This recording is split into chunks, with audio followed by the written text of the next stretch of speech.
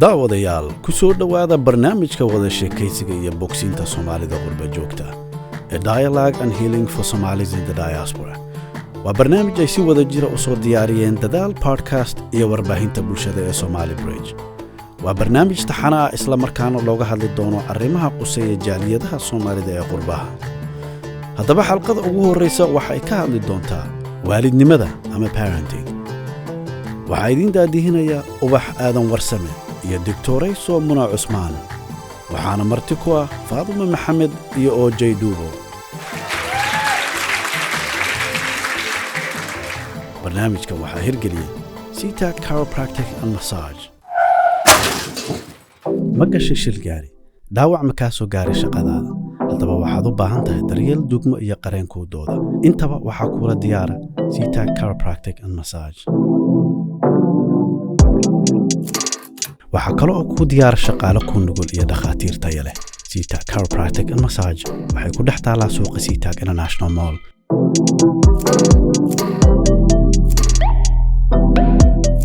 waxayna furan yihiin Isniin ilaa Jimce 9:00 subaxnimo ilaa 6:00 galabnimo.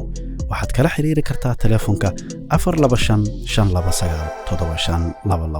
leeyahay dhammaan dadka Soomaalida meel dad luqadooda ay ku hadlayaan oo moolka Sita ku dhex taala ku soo dhawaada. barnaamijka maanta aan qabanayno waa Healing Dialogue with the Somalis in the Diaspora, ama wada hadalka iyo bogsiinta Soomaalida ku nool bulshada Soomaalida ku nool diasporada ama qurbaha. marka caawa waxaan halkan ku haysanaa labo waarid oo aabe iyo hooyo, maadaama aan ka hadlayno barnaamijka waaridnimada ama maaragtay parenting. waxaan nasiib u yeelanay marar badan bulshadeena waxaa la yiraahdaa hooyo baa la arkaa, laakiin caawa nasiib waxa u yeelanay aabe oo khibradii aabanimada iyo waaridka ilmaha soo koriyay, iyo hooyo oo ayadana laba qaybood oo kala duwan wali ilmo waaweyn iyo ilmo yar yar labadaba korisay. Assalaamu calaykum. Calaykum assalaam. waxaan ahay hooyo Soomaaliyeed. magacaygana waxaa la yiraahdaa Faadimo Maxamed Xasan. barasho wanaagsan. waxaan leeyahay caruuro waaweyn, qaar waa teenager, qaarna way yaryar yihiin. kulleyna maasha Allah waan soo koriyey. hooyo Soomaaliyeedna always waxaa lagu yaqaanaa inay tahay hooyo adag, dhabarka laf dhabar. hadda laakiin waxaan jecelnaynaa laf dhabar iska bedelno oon isu bixino wadnaha.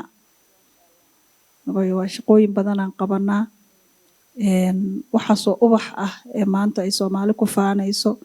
waxaan nahay dadka ka dambeeya korintooda, edbintooda. hadday wadankii joogto hooyo Soomaaliyeed, hadday qurbo joogto, labadaba waa isku xirannahay. waa iswada xaal ognahay, waa isbaraarujinaa. marka maasha Allah, barasho wanaagsan. Thank you, Faadimo. And now, aabaha Soomaaliyeed la jooga maanta soo dhawow oo ah OJ. بسم الله الحمد لله والصلاة والسلام على رسول الله. mahad oo dhan Ilaahay oo sugnaatay caawa noo suurtageliyay inaan isugu nimaano barnaamijkan quruxda badan. ugu horeyn waxaan rabaa inaan u mahad celiyo gabdhaha walaalahay ah Muna iyo Ubax iyo Faatma oo barnaamijka caawa nagala qayb qaadanaya. waxaan kaloo rabaa inaan u mahad celiyo dadaal podcast iyo Somali Bridge oo runtii caawa programkan qayb weyn ka qaatay, iyo waliba sponsorka Sita Chiropractic iyo dhammaan dhalinyarada caawa ka soo qayb gashay barnaamijka. magacaygu waa OJ, kulley waa wada garanaysaan. marar badan baan koofiyado kala duwan meelo ku tagay, laakiin caawa kursigan waxaan ku fadhiyaa aabba Soomaaliyeed. barnaamij noocan ahna waxaan filayaa in laga soo daahay, laakiin it's never too late. caawa inaan soo fariisano aan ka hadalno mashruucan aad ayaan ugu faraxsanahay. waxaan leeyahay inaan idinla soo qayb galo, aad ugu faraxsanahay. magaca kalena waan leeyahay, laba magacaan leeyahay, Cabdiraxmaan iyo OJ. hadba kaa ii taqaanaan insha Allah. Masha Allah. Thank you. Cabdiraxmaan OJ baa marmar la israaciyaa. horta aad u mahadsantihiin labadiinaba, Abaay Faadimo iyo OJ. haddaan iraahdo caawa maadaama aan waaridnimada ka hadlayno, su-aasha ugu horeysa waxaan maleynayaa Dr. Muna ayaa noo haysa. marka oji haddaan kuu bilaabo as a aabbo Soomaaliyeed I want to hear a little bit of your background. muna waa mahadsan tahay runtii aniga waxaan kusoo koray Soomaaliya da'deeda inta badanna halkan aan joogay Mareykan markii da'deeda laba loo qaybiyo hadda numberka lama sheego laakiin markii laba loo qaybiyo Mareykan aan joogay waxaan ahay aabbo asagoo da'yar Mareykan yimid oo ciyaal yar dhalinyaro ah kusoo koriyay teenager hadda maasha Allah Ilaahay ii koriyay runtii waxaan la soo koray aabbo iyo hooyo labadaba way soo koriyeen oo guri noocaas aan kusoo koray alxamdulillaah haddana dee ma aragtay waxaan ahay aabbe khibrad u leh inuu waddankan ilmo ku koriyo oo ma aragtay ayagoo yaryar ilaa iyo ay gaaraan heer college iyo heer jaamacadeed aniga waxaan ku dhashay Soomaaliyaanan ku koray anigoo teenager oo kale ah ayaan halkan imaaday caruuraan ku korsaday caruuraan ku dhalay qaar Soomaaliya Kenya ilaa Mareykanka wax badan ayaa maaragtay nolosha macnaha soo arkay waa haystaa enough experience in aan maanta aan ilmana ku koriyay dadkana aan kaga caawin karo hooyooyin hadda waxaa jira yaryar oo soo koraya oo hadda noqon rabaan hooyooyin aniga ilaa la eg kulli macnaha qofkii u baahan caawin iyo in experience-kayga aan la wadaago diyaaraan oo ahay weliba gabdhaha yararka hadda intay soo koreen hooyooyinka noqon doono insha Allah. waa mahadsan tahay Faadumo oji sidoo kale inaad backgroundkiin ama aad wax taariikhdiina wax nooga sheegtiin aniga hadda su'aasha isleeyahay bal xoogaa yar aad noogu ifisaan waarid ahaanta waa ognahay waddankii markaan joognay iyo sida anagana loo soo koriyey waaridnimada iyo halkan markaan nimid waaridnimada waxay tahay farqi weyn baa u dhexeeya marka maadaama oo aad adinkoo yaryar timaadeen oo dhalinyaro ah oo halkan caruur ku dhasheen kuna koriseen kuwo adinkoo wata iyo kuwo aad halkan ku dhasheen maxaa is leedahay way kuu fududaysay inaad noqoto waarid wanaagsan marka adoo fiirinaya sidii lagugu soo koriyey sida halkan farqiga u dhexeeya maxay tahay waxa kuu fududeeyay ama wax caqabad kugu noqday horta markaan arrimahan oo kale ka hadlayno badanaa waxaan ka hadalnaa dhibaatooyinka soo dhacay waxaan u badan hadalkeena inaan dhibaatooyin ka hadalno laakiin haddii dhibaatada aan dul maro oo aan ku degdego in sida aan maaragtay waalidnimada waddankan waxaa nimid annagoo yaryar dhalinyaro ah oo khibrad waalidnimo badan aan lahayn oo weliba ka soo baxnay trauma dagaal annagoo traumaysanaa nimid dad annagoo caadi ah ma aan iman annagoo aan fiyoobeyn oo dagaal ka soo baxay markaan nimidna hore waxaan ka galnay in waalid aan noqonno oo xaalad iyo bey'ad aanan garanayn aan dabacno inaan ilmo ku korino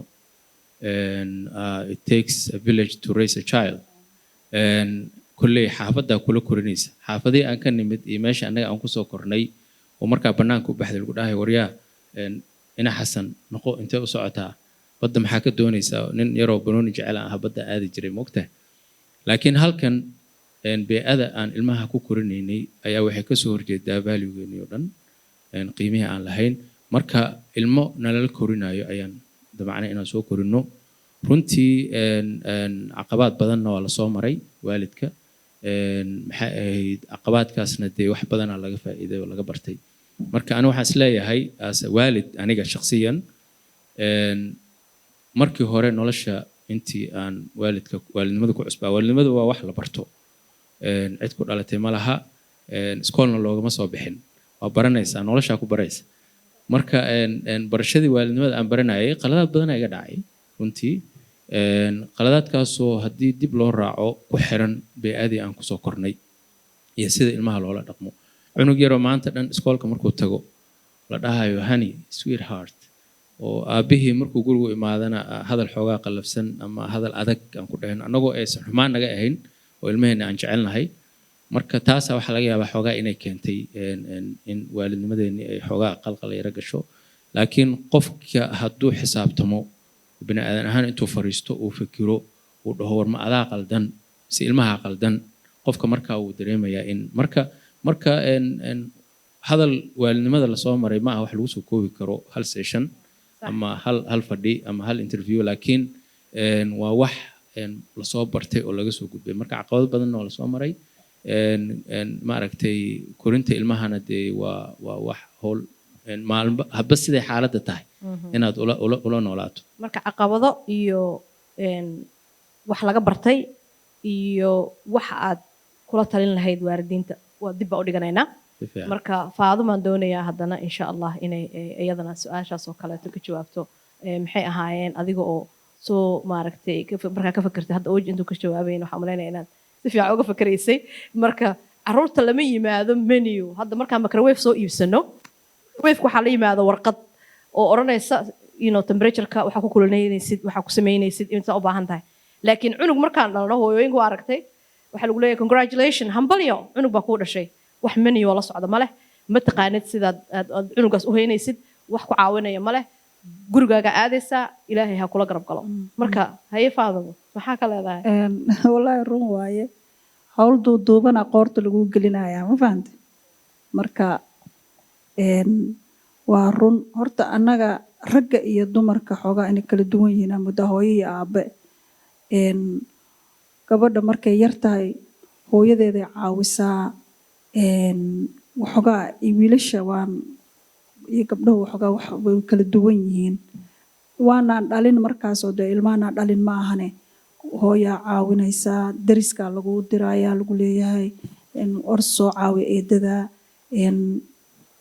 marka waxoogaa iyaga waa dhaanaa laakiin waxaa dhalniinkii iyo markaan keliya sheekadii kugu noqonaysaa oo keliya ku tahay marka Soomaaliya la joogo oo ilmo la dhalo oo gabadha ilmo yar haysato waxay haysataa ayeeyo waxay haysataa hooyadeed waxay haysataa dariskii waa qof lagu gadaaman yahay oo bulshadii oo dhan ay caawinayso oo markaa cabsi badan ma jirto haddii xataa wax kaa khaldamaan waxay haysataa dad hormuud ku ah oo ku caawinaya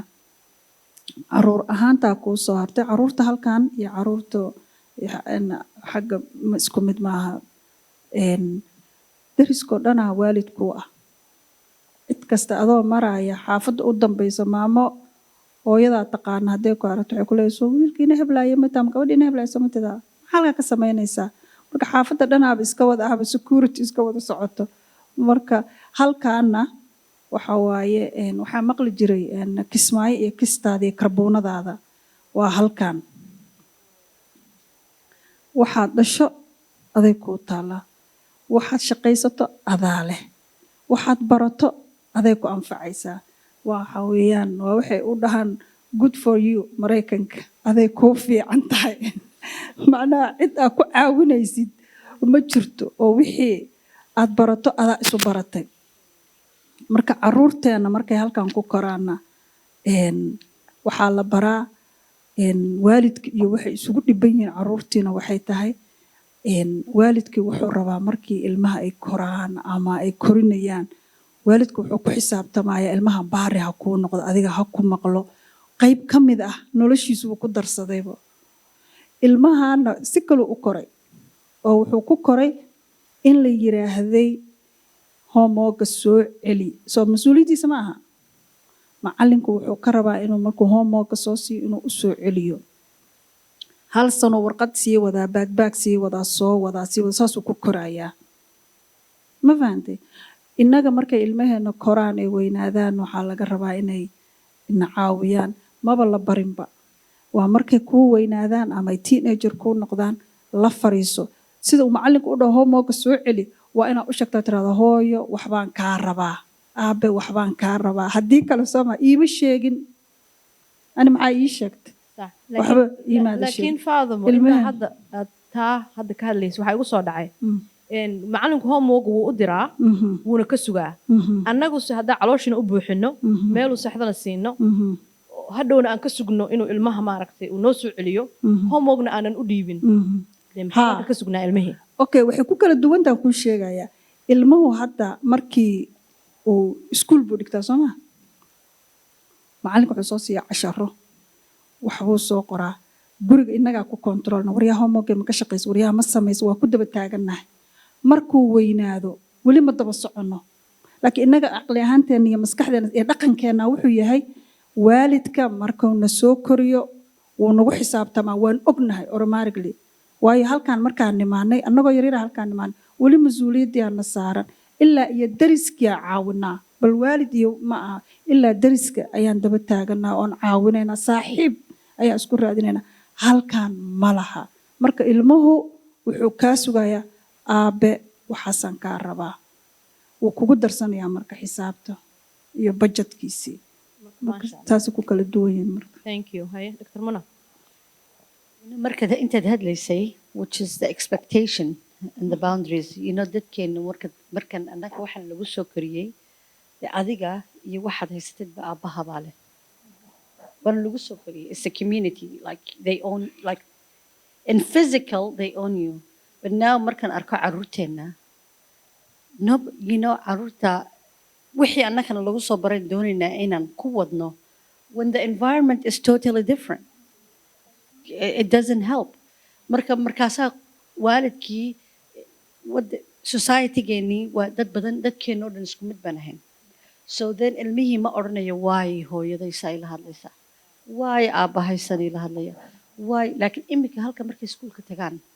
waxaa la barayaa you're individual you're responsible for you you're responsible for your which is in way is true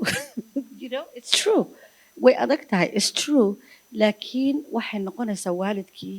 teeni inaan ka soo baxno halkan ku jirno oo aan caruurta dhexda ugu nimaano aan idhaahno yes individual waa tahay qof baa tahay adaa iska mas-uula laakiin anigu waalidkaa baanahay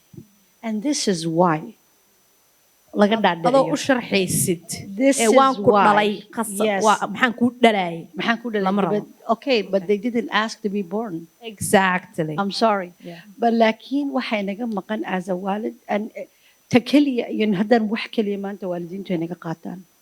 is ilmahaaga ina dhexda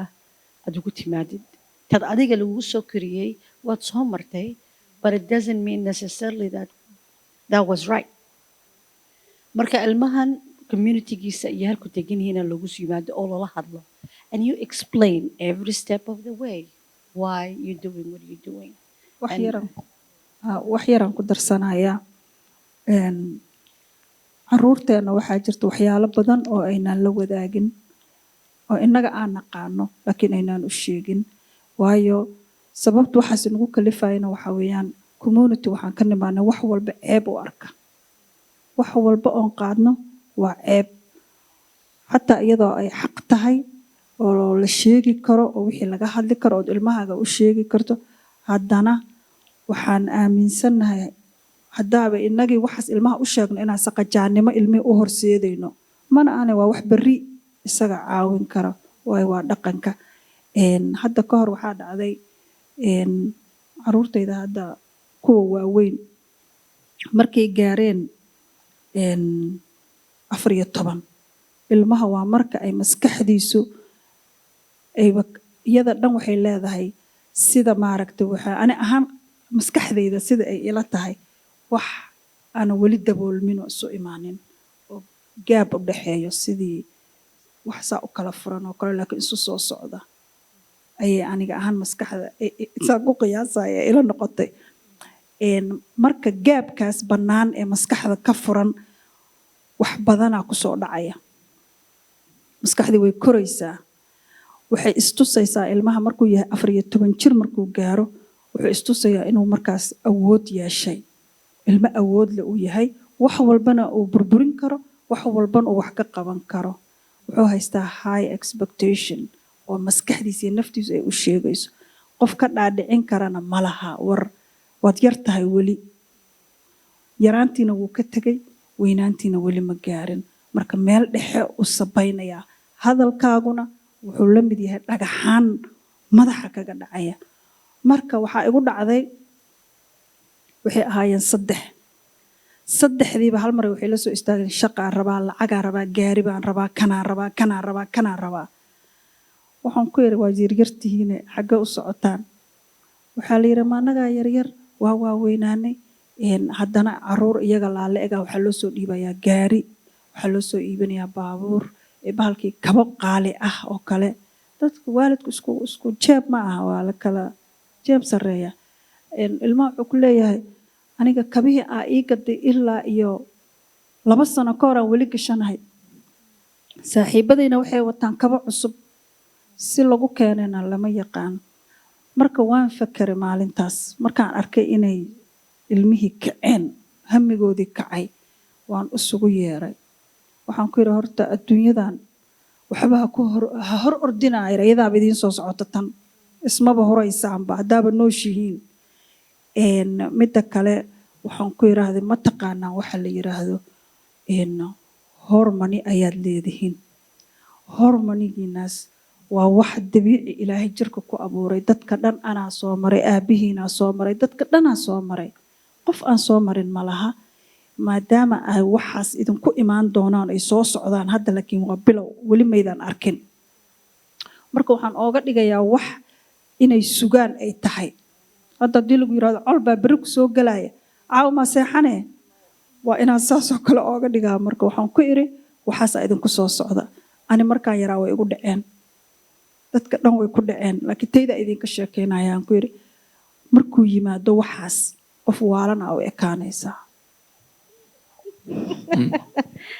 oo nacam iyagii baad waxaad usii sheegaysaa ood leedahay hormone change baa idinku dhacaya waxyaabaha idinku dhacayana sidaan iyo sidaan idinku ridi karaa marka ta u horeysa idinku dhacaysa wax waalwaalana u ekaanaysaan saa ilmihiisoo kulama yaabeen markaasaa ku tiri waxay dhaheen see u waalanaynaa ma waali amkasaa waali saasa ma aha waa waali dareenka ku jirto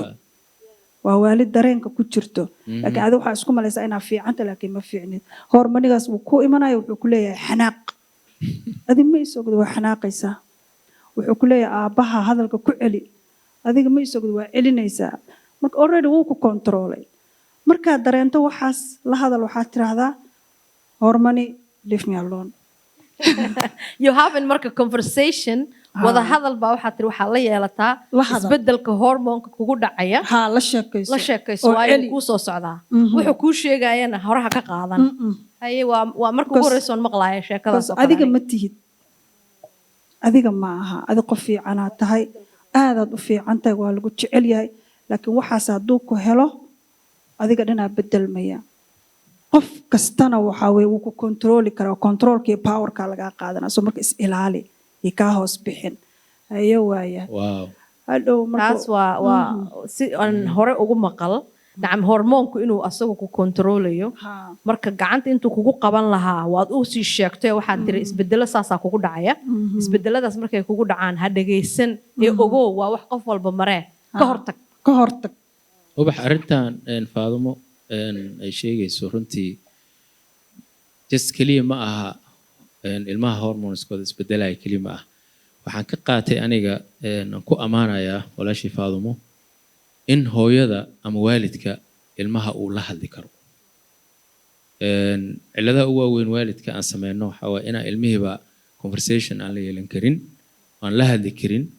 oo aan waxba isku sheegi karin oo xiriirkii connectionkii ilmaha iyo yaana ka hor dhicin haddii aan xiriirkii ka dhexeeyey waalidka iyo ilmaha inuu meeshaan uu ka baxayba cilladaha ugu waaweyn oo qaladaadka ugu waaweyn oo annagana as parents aan sameynayno waay in ilmihii aan lala fariisanin oo lala hadlayn marka faadumo inay inta ilmaha isugu yeerto la fariisato u sharaxdo waxaan ku soo socdaa ilaa boodboodka waa lasoo wada maray dhallinyaraa la wada yahay waa xasuustaa anoo yar darashadan ka boodi jira hooyada markay dhada badda ha aadin marka in waxaa lasoo wada maray marka ilmaha haddii lala hadlo waxay siinaysaa kalsooni in hooyada ay la hadli karto aabihii uu la hadli karo inkastoo aabayaasha badankoodba ay maaragtay caawa 3 hooyo hal aabbaa fadhiya waa ujeedaan soomaali weyn saasaa aabayaasha meel kasta ugu yaryihiin in hooyo markasta ay ilmihii xiriir dhow la leedahay oo ilmihii ay la xiriirayso ay la hadlayso ay waxyaabaha aan dadku ka xishoodaan hooyooyinka ama waalidiinta ay ka xishoodaan inay faadumo aadan ugu ammaanaya waana wax fiican oo ilmaha hadday kalsooni inay kula hadli karaan ay yeeshaan ay kula hadli karaan marka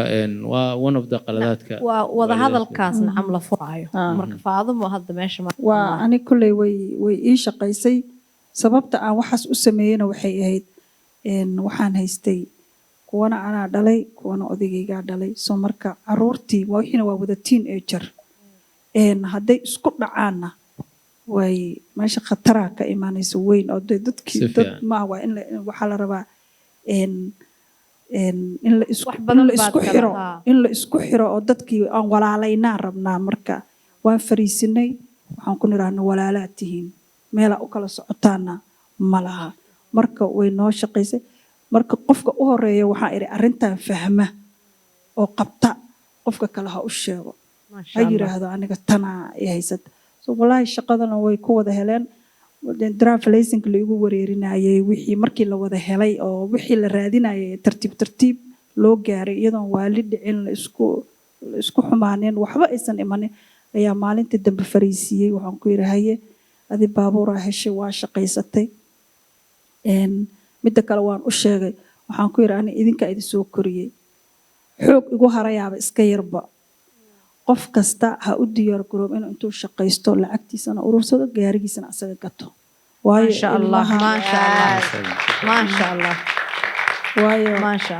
sababta aan saas u dhahay waxay tahay ilmaha marka isaga waxa uu leeyahay uu isticmaalayo wayna ooga qiimo badan tahay wayna ooga dhaqaale badan yahay gaariga aniga aan u gado berri haddii jijibiyaan waxba uma arkaan easy ay kusoo gashay laakiin markaad tiraahdo shaqayso macdonald aad ama waxaa aadaa dukaamada moolka dhar ka soo gado ama waxaa rabtid adiga wax walba adiga samee midda kale responsibilitygu waa waxa adna way ku caawinaysaa ilmihiina way caawinaysaa waalidku waa inuu isagu responsibilityga xooggeeda isa saarinay mar allaale markuu ilmaha arka inuu caqli leeyahay uu saaro uu yidhaahdo lacagtiisa u dhiib ku adeego ha u adeegin farta ka saar laakiin la soco marka faadama ma isdhihi kartaa waxaan hadalkaa ka dhadhansaday mas-uuliyadda markaad ayaga saartay markaad aragtay inay mas-uul qaadi karaan mas-uuliyaddii aad saartay adiga waalid ahaan way ku caawisay oo shaqadaadii way kuu fududaysay waalid ahaan inaad gudato wax badan iga caawisay qofkiina wuxuu noqonayaa qof jira waa qof jira oo nool berrina cidlo lagama kaxaysan karo waayo waa qof tababaran hadda markii ciidanka askarta markii inuu qofka markuuna askari ahayn marka hore laakiin marka dambe la tababaro wax walba loo dhammeeyo waa qof loo dhisayo gaajo iyo nololba gaajo iyo dhib iyo wax walba inuu qof ka bixi karo uu yahay waayo waa qof dhisan oo tababaran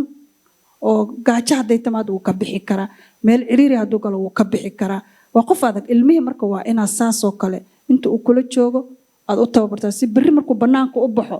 shakhsi isdifaaci kara inuu noqdo marka mas-uuliyaddii oo aad saartay iyo ayagii oo waxaad tiri kollaba dareemay in la aaminay inay mas-uul noqon karaan taa laftigooda ilmihii niyadda siday ugu dhisayso hadduu iska khasaariyo lacag baa siisay hadda iidaha oo kale ama maanta oo kale wuxuu ku yidhi waxbaan rabaa waad kaxaysa waad u soo adeegtay baawarkii dhan waad qaaday waxba umaada samayn maada ka caawinin waayo 2 sanana ma aha 3 jirna ma aha waa ilmo 14 sano jir ama 10 jir ah lacagtiisa farta ka saar shayga ugu xun hadduu soo gato good waad fiican tahay asaga berri xiranaya maxaad ka galay maasha allah okay Fadumo, how did you know in a conversation ka u baahan tahay how did you know to sit them down and have that conversation kugu soo dhacday because you know dadku isku mid ma aha right like waxaan doonaynaa waalidku how waalid ahaan ay kugu timi fikradaas waxay iigu timaaday aniga markaan yaraa horta wax walba oo ilmahayga u sameeyo markaan yaraa dib ugu noqdaa wax walba oo aniga markaan yaraa aan soo maray waan ogahay qof kasta oo bini aadan ah Soomaali waxay dhahan geel laba jir soo wada mar because geel kasta asoo weyn ma dhalanin Soomaa waa inuu 2 sano soo maraa micnaha waxay ka mid tahay kulligeen wixii hooyadii aaba soo mareen waa maraynaa markaan arko inay xanaaqsan yihiin waxaan soo xasuustaa waagaan yaraa marmar waxa ay soo mid jirtay anoo iska xanaaqsan laakiin wax ila hadlay mala cid imaagtayna ma jirto laakiin waan xanaaqsanahay waxaan ka xanaaqsanayna lama yaqaano soo marka waxaan idhaahdaa maalintii aad arrintaa ku jirto ay ku jiraan soo wixii adiga aad jeclayd in laguu sameeyo u sameeya maasha allah soo Fadumo adiga waxaa tahay waalid fahmay ilmaha inuu isbedel ku dhacayo marka maxaa kula talin lahayd waalidiinta aan waalidiin waxaa jira aan fahmin arrintan oo ma aragtay in ilmaha isbedel ku dhaco oo markay xilligaas ay marayaan teenage-ka ah teenage u naqaanaa waddankan aniga waxaan dhahaa I hate you age sababtoo ah ilmaha waxaa laga yaabaa inay hormoonadu isbedelaya in sidaa sheegtaba ay waalidkii isaga iska hormaada marka maxaa kula talin lahayd waalidkaas oo kale hooyooyinka adoo kale ah wallaahi waxaan kula talin lahaa inta aniga aan sameeya markuu ilmaha korayo intii aad caqliga yeelatay adigu wixii dabeecadahaagu ahaayeen iyo sidii aad jeclayd in laguu sameeyo in lagu dhegaysto haddaad jeclayd dhegayso haddaad jeclayd in lagu ammaano dadku qaar ilaahay waqsiba uu abuuray qof waxaa jira in la ammaano jecel dad waxaa jira markay yaraayeen jeclaayeen inay waalidka ku dhowaadaan mar walba ilmahaaga mid ka mid ah saasaa helaysaa ku dhowaad qaar wax balkaasay kaa marayaan soo wixii adiga markii aa yarayd aad jeclayd in laguu sameeyo iyagana waa isku mid baatiin ilaa adaa dhalaye u samee ku raac fikradiisa ku raac dhegayso qof waa qof nool waa bini aadan wuu soo baxayaa wuu soo socdaa waxyaalahan oo dhan berri waxay ka caawinayaan inuu noqdo qof isku kalsoon marka faaduma haddii anoo ooji usoo noqon doona baa waxaan aad uga helay faadumo dhinacay ay ka abaartay markaad tiri waxa adiga laguu sameyn oo aad rabi jirtay u samee taas laftigeeda waxay u baahan tahay inuu qofka ka fakaro waayo kulli wax aan naloo soo samaynin baa jira meelaan wax ka tabanaynaa jira haddana in uu waalid ku yidhaahdo war adiga waxaad soo weyday cunugaaga u samee marar badan kuma soo dhacdo waalidiinta marar badan waxaa naga xoog badiso anaa waalid ah ani imaqal aniga dhegayso amba hooyaday aabbahay saanay iisoo koriyeen wax iga halaabayna male la ima siinin waxba wax iga halaabayna male waa kaa marka seebay marka kuugu dhalanaysaa aniga waxaan la ii samayn aan u sameeyo badanaa dhinaca kale aadaa ma aado dhinacaas marka wallaahi waxaa fiican inaa maaragtay mar walba soomaali waxay dhahaan haddaa meel il laga la'yahay aad tagto ishaa le iska ridaa adigana marka waxay ila tahay wallaahi inaan marka soo degno ishaa la iska ridaa waxaa ka wadaa markaan halkan imid oon arkay caruurta iyo waalidiinta halkan jooga siday u dhaqmayaan iyo waxa ka dhex socda iyaga laftigooda misleeda waxbaa kala dhex baxday oo wax badan qaadatay wax badan soomaali waxay dhahaan sidee xeega loo xagta ilkana ku nabad galaan marka waa inaa ilmihiina sayna nooga lumin waayo hooyo waxa khasaarada ugu weyn ee hooyo ku dhacaa waxay tahay ilmaheediyo ka luma waxa intaasoo dhan waxay la mid tahay adoo intaa beertay qurux badan kuu baxday hal maalin ama anyax kugu imaaday ama roob kaa qaaday biyadaada kaa qaaday marka waa inay waxaasoo dhan waa in laga sii taxadaraa. Thank you. Let's move to the father side. waa cilad hadda aad u jirta aad u weyn maalin dhaweyd hooyo ay soo wacday waxaan fadhiyaa meel kursi kulul oo mar walba aan community-ga ay dhibka iyo waxyaabaha jira hooyo ay soo wacday waxay tiri magacaaga soo helay lambarkaaga la soo siiyay 2 gabdhood oo yar yar oo da aad u yar jira wali 14 jir iyo 17 jir maxay ahayd ilama joogaan iska baxayaan iska soo dhaxayaan marka hooyada interview u dhaqaaqay waa hooyo kaligeed aabe ma aragtay agoon hooyo agoon korinaysa marka ilma agoon korinaysa marka hooyadan la sheekaystay waxaan ku yiri ilmahaas ay ula dhaqantaa waxa ii soo baxday hooyada inay taagan tahay mowqif aad u fog